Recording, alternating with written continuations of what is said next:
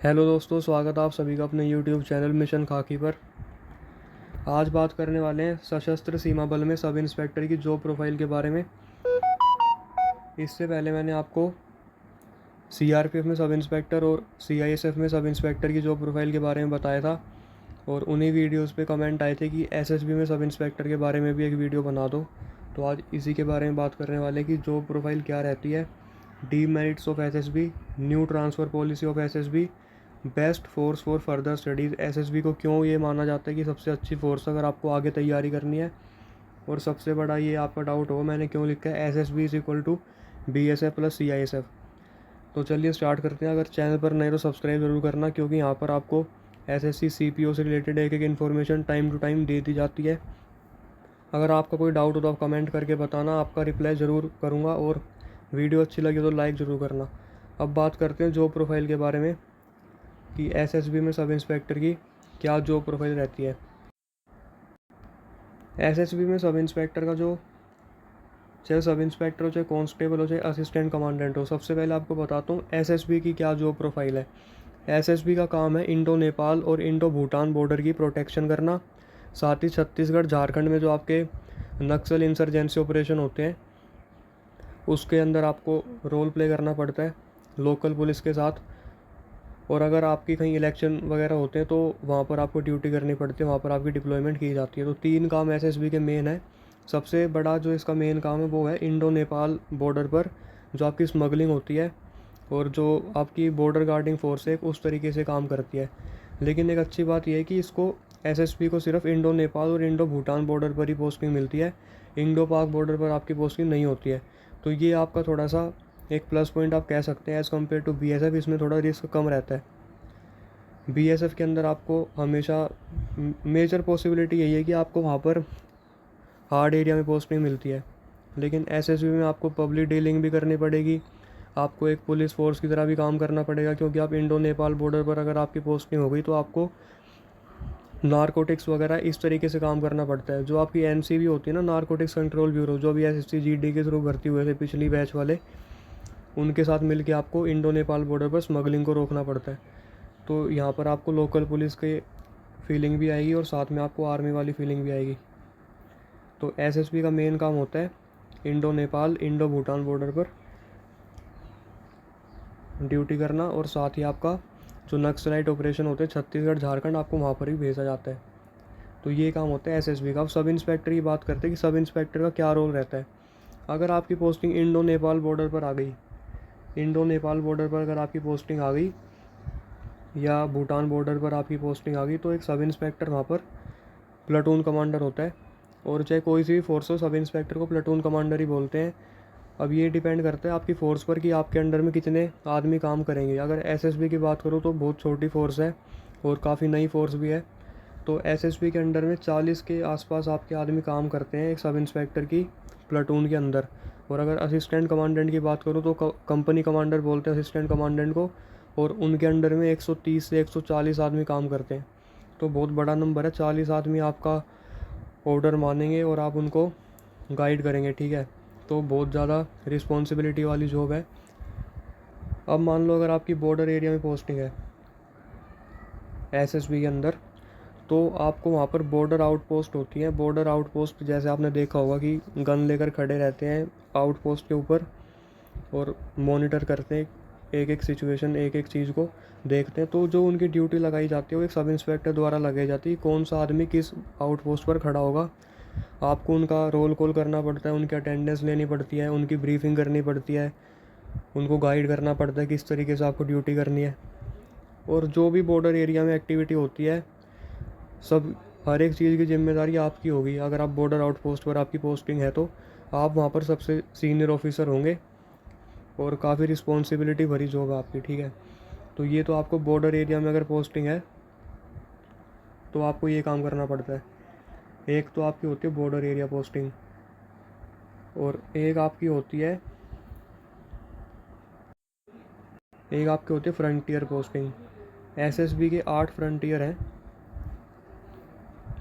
और उन 8 फ्रंटियर के अंदर बटालियन है, बटालियन के अंदर कंपनीज़ हैं। तो आपको उसके साथ अटैच करा जाता है। अगर मान लो आपकी पोस्टिंग है जो मेनली फ्रंटियर एसएसबी के हैं वो हिली एरियाज़ में ज़्यादा है, नॉर्थ ईस्ट में है आपके, उत्तराखंड में रानीखेत और इस साइड में है, और यूपी के अंदर।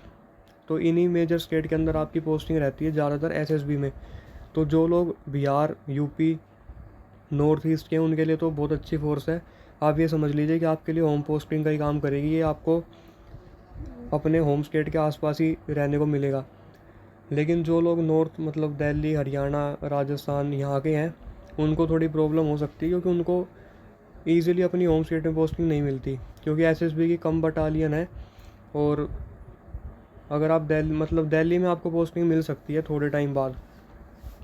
उसका भी एक रूल है, अगर आप पुरानी ट्रांसफ़र पॉलिसी देखेंगे तो उसके अंदर आपको कम से कम 10 साल सर्विस करनी पड़ेगी बाहर, उसके बाद आप 3-4 साल के लिए अपनी होम स्टेट में आ सकते हैं, दिल्ली में आ सकते हैं।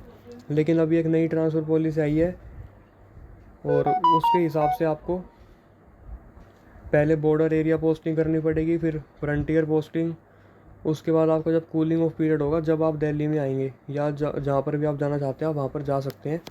तो जो प्रोफाइल की बात कर लेते हैं आगे, फ्रंटियर पोस्टिंग। फ्रंटियर मैंने आपको बता दिया, जो एक जोन होता है उसका जो मेजर हेडक्वार्टर होता है उसे फ्रंटियर कहते हैं। फ्रंटियर के अंदर ही आपकी एक बटालियन आती है, बटालियन के अंदर कंपनी होती है, तो उस कंपनी का इंचार्ज एक सब इंस्पेक्टर को बनाया जाता है। और बॉर्डर एरिया की बात करें, बॉर्डर एरिया की मैंने आपको बता दिया क्या आपको काम करना पड़ेगा बॉर्डर एरिया में। साथ ही आपको नक्सलाइट जो इंसर्जेंसी होती है आपकी, उसका हिस्सा भी बनाया जाता है। जब आप बॉर्डर एरिया पोस्टिंग कार्ड कराएंगे तो आपको इन ऑपरेशन का हिस्सा बनाया जाएगा बीएसएफ के साथ, और जो छत्तीसगढ़, झारखंड, बिहार के नक्सलाइट एरिया वहाँ पर लोकल पुलिस के साथ कोऑर्डिनेट करेंगे नक्सलाइट्स को मारने के लिए, नक्सलाइट को ख़त्म करने के लिए। अभी आपने देखा होगा बीएसएफ ने कल परसों एक ऑपरेशन किया है, उसके अंदर 29 नक्सलाइट्स उन्होंने मारा है। तो इस तरीके की आपको जॉब देखने को मिलेगी। एसएसबी की काफ़ी डाइवर्स जॉब प्रोफाइल है, पुलिस प्लस आर्मी आप इसको कह सकते हैं, क्योंकि Indo Nepal, Indo Bhutan border पर आपको लॉ एनफोर्समेंट का काम करना पड़ता है। आपको विश्वास जीतना होता है लोगों का उनसे बात करके, और आर्मी की तरह आपको फीलिंग आएगी बॉर्डर एरिया पर जब आप वहाँ पर पेट्रोलिंग करेंगे। तो दोनों का मिक्सचर है, काफ़ी डाइवर्स जॉब प्रोफाइल एसएसबी की है। और आपको पीस एरिया में रहने का ज़्यादा मौका मिलेगा, क्योंकि जो इंडो नेपाल और इंडो भूटान बॉर्डर है वहाँ पर हमारे फ्रेंडली कंट्री हैं वो, उनसे हमारे कोई ऐसे रिश्ते नहीं है कि वहाँ पर गोलियाँ चलती रहती हैं। लेकिन जब आपकी पोस्टिंग नक्सलाइट एरिया में होगी वहाँ पर थोड़ा आपको रिस्क का सामना करना पड़ सकता है। तो ये दो तरीके की आपकी जॉब प्रोफाइल रहती है एसएसबी के अंदर। उसके बाद आपका होता है cooling of period. Cooling of period के अंदर मतलब आपको पीस एरिया में पोस्टिंग मिल जाती है। कूलिंग ऑफ पीरियड में जब आप बॉर्डर एरिया पोस्टिंग हो रही है, ऑपरेशन वगैरह कर लेते हैं, उसके बाद आपसे पूछा जाता है कि भाई कहाँ पर आपको पोस्टिंग चाहिए, आप एलिजिबल हो जाते हो अपनी होम पोस्टिंग के लिए। लेकिन इतना आसान नहीं होता होम पोस्टिंग मिलना, आपको कम से कम 10 साल के बाद, ये 8-9 साल के बाद आपको, 10 साल तो मतलब बहुत ज़्यादा हो गया, लेकिन इतना आपको मान के चलना पड़ेगा कि 7-8 साल के बाद आपको अपने होम एरिया के आसपास जाने का मौका मिलेगा। क्योंकि अगर आप एक बार एक फ्रंटियर में चले गए तो ये रूल है कि 8 साल तक आप वहीं पर ही रहोगे, चाहे आपको कोई सा भी फ्रंटियर मिले। फ्रंटियर के अंदर अलग अलग मैंने आपको बताया था कंपनी होती हैं, और जहाँ पर भी कंपनी जाएगी आपको जाना पड़ेगा।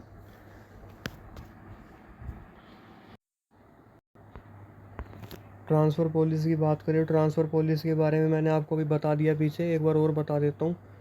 ट्रांसफ़र पॉलिसी आपकी पहले बॉर्डर एरिया में होगी पोस्टिंग, उसके बाद आपको नक्सलाइट ऑपरेशन के लिए भी भेजा जाता है साथ ही साथ में, जब आप यहाँ पर पोस्टिंग काट लेते हो।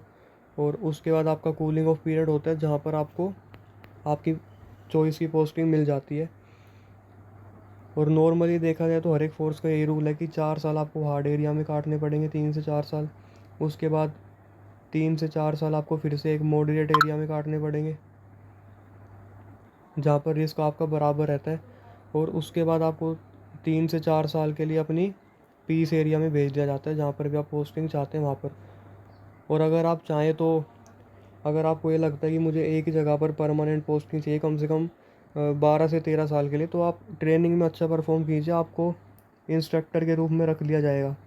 अगर आप इंस्ट्रक्टर वाला कोर्स कर लेते हैं, जिसे ड्रिल इंस्ट्रक्टर कहते हैं, तो आपको फिर ट्रेनिंग स्कूल के अंदर या ट्रेनिंग कॉलेज के अंदर रख लिया जाएगा और वहाँ पर आपकी पोस्टिंग बहुत टाइम तक रुकी रहती है एक ही जगह पर। साथ ही आप एनडीआरएफ का हिस्सा बन सकते हैं, नेशनल डिज़ास्टर रेस्क्यू फोर्स। तो एनडीआरएफ के अंदर अगर आप चले गए तो आपकी पोस्टिंग 1-2 स्टेट होती हैं, हर एक फोर्स का डिवाइड रहता है कि इस स्टेट में ये फोर्स रहेगी। तो आपको उसी स्टेट के अंदर कम से कम 12 से 13 साल, जितने टाइम तक आप एनडीआरएफ में रहेंगे उतने टाइम तक पोस्टिंग आपकी उसी स्टेट में रहेगी। तो ये ट्रांसफ़र पॉलिसी की बात हो गई। एसएसबी को बीएसएफ और सीआईएसएफ का मिक्सचर मैंने क्यों बोला कि बीएसएफ और सीआईएसएफ दोनों की तरह काम करती है। बीएसएफ की तरह इसलिए क्योंकि बॉर्डर गार्डिंग फोर्स है, Indo Nepal Indo Bhutan border पर आपकी पोस्टिंग रहती है, इसलिए बीएसएफ वाला काम आप इसको कह सकते हैं। साथ ही इसको नक्सलाइट ऑपरेशन का हिस्सा बनाया जाता है और बीएसएफ को भी बहुत बड़ी संख्या में बीएसएफ के जो एम्प्लॉयज़ हैं उनको नक्सलाइट ऑपरेशन के लिए बुलाया जाता है छत्तीसगढ़ झारखंड में लोकल पुलिस के साथ, और ऐसी एसएसबी को भी बुलाया जाता है। तो इन दो काम की वजह से बीएसएफ की तरह है। और सीआईएसएफ का काम आपने देखा होगा, एयरपोर्ट पर मेट्रो पर चेकिंग का काम होता है। तो वही काम जब ये इंडो नेपाल भूटान बॉर्डर पर होती है तो जो वहाँ के सिटीजन्स हैं इंडो नेपाल भूटान बॉर्डर के आसपास के और इंडिया के अपने सिटीज़न हैं नॉर्थ ईस्ट साइड के यूपी के बॉर्डर एरिया के, तो उनसे कोऑर्डिनेट करना पड़ता है, उनका भरोसा जीतना पड़ता है, उन्हें दिलासा दिलाना पड़ता है कि हम आपकी सुरक्षा के लिए हैं। तो ये सब चीज़ें करनी पड़ती है। पब्लिक डीलिंग का काम आपका काफ़ी ज़्यादा रहता है नॉर्थ ईस्ट की साइड बॉर्डर एरिया पर। तो दोनों को इसलिए मैंने ये मिला के बोला कि बीएसएफ और सीआईएसएफ दोनों के जैसी ये फोर्स है। अब अगर बात करें best force for further studies, ऐसा क्यों बोला भाई, इसके अंदर आपकी जो पोस्टिंग है वो बहुत ज़्यादा हार्ड एरिया में नहीं आती। वेदर कंडीशन और जोग्राफिकल कंडीशन की बात करें तो वो थोड़ी ख़राब रहती है उन एरिया में, लेकिन जो आपका नेचर ऑफ फोर्स है वो इतना ज़्यादा रिस्कफुल नहीं है। ठीक है, आपको कोई इंडो पाक बॉर्डर पर पोस्टिंग नहीं मिल रही कि वहाँ पर आपको गोलियाँ चलानी ये सब करना नहीं है, ऐसा नहीं है। आपके एक फ्रेंडली जो अपनी कंट्री है उनके साथ आपकी पोस्टिंग रहेगी, तो वहाँ पर आप पढ़ाई के लिए टाइम निकाल सकते हैं। अगर आपकी पोस्टिंग छत्तीसगढ़ झारखंड में होती है तो वहाँ पर आपको टाइम नहीं मिलेगा, क्योंकि वहाँ पे आप ऑपरेशन करने के लिए जाते हैं जंगलों में, तो हो सकता है आपको टाइम ना मिले। लेकिन जब आपकी पोस्टिंग फ्रंटियर में होती है, बटालियन हेडक्वार्टर में होती है, वहाँ पर आप ईजिली अपना टाइम निकाल सकते हैं पढ़ाई के लिए। तो एसएसबी की अगर मैं बात करूँ तो बीएसएफ और आईटीबीपी के कंपैरिजन में काफ़ी अच्छी आपकी जॉब प्रोफाइल है, क्योंकि यहाँ पर आपको पब्लिक डीलिंग करने का मौका भी मिलेगा और साथ ही आपकी पोस्टिंग पीस एरिया में होती है। और जो UP Bihar north east side के कैंडिडेट हैं उनके लिए तो होम स्टेट के जैसी ये नौकरी है, और जो आपके उत्तराखंड हिमाचल प्रदेश के कैंडिडेट हैं उनके लिए भी काफ़ी अच्छी फोर्स मानी गई है। आपकी पोस्टिंग ज़्यादातर हिली एरियाज़ में रहती है, यहाँ पर आप अपनी फैमिलीज़ को भी रख सकते हैं क्योंकि कोई बहुत ज़्यादा यहाँ पर रिस्क नहीं होता है। तो अगर आपका कोई और डाउट हो तो आप मेरे को कमेंट कर सकते हैं। जितना मेरे से हो सका मैंने आपको इसकी जॉब प्रोफाइल के बारे में बता दिया है। बाकी अगर आप चाहते हैं बीएसएफ और आईटीबीपी के बारे में भी वीडियो बनाऊं तो भाई कमेंट कर देना, आपको उनके बारे में बता दूंगा। वीडियो अच्छी लगी तो लाइक ज़रूर करना। Thank you.